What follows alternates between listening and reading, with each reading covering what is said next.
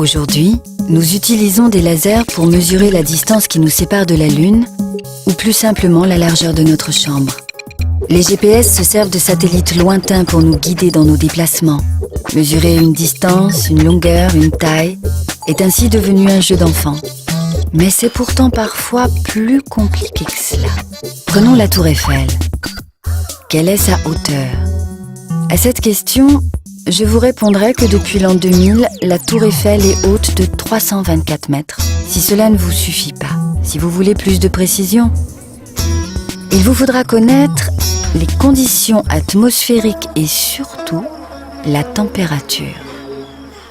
La Tour Eiffel est en effet plus haute l'été que l'hiver. C'est d'ailleurs un phénomène général.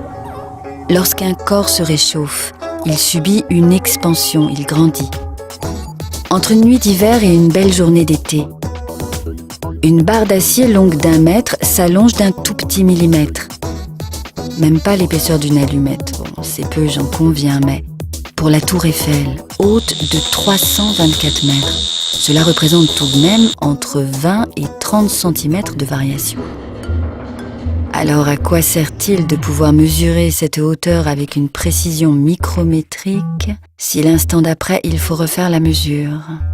Et puis avec le réchauffement de la planète qui nous est promis, il ne fait aucun doute que la Tour Eiffel va encore grandir.